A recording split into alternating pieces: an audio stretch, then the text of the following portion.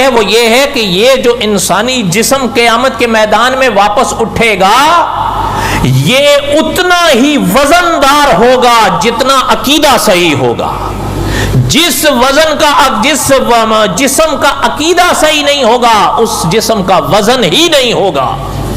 حتیٰ کہ علامہ جلال الدین سیوطی رحمت اللہ علیہ حضرت نے لکھا ہے کہ وہ شخص جس کا عقیدہ صحیح نہیں ہوگا اس کا وزن مچھر کے برابر بھی نہیں رہے گا. اس کی جسم میں جان نہیں ہوگی, وزن ہی نہیں ہوگا.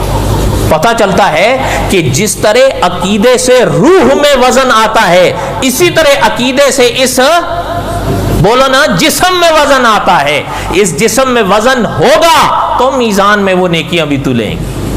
بات سمجھ آئی کہ نہیں آئی؟ اور آگے جو میں نے بات سنائی کہ امام سیوطی رحمت اللہ علیہ نے کہا جس کا عقیدہ صحیح نہیں ہوگا اس کا وزن مچھر کے برابر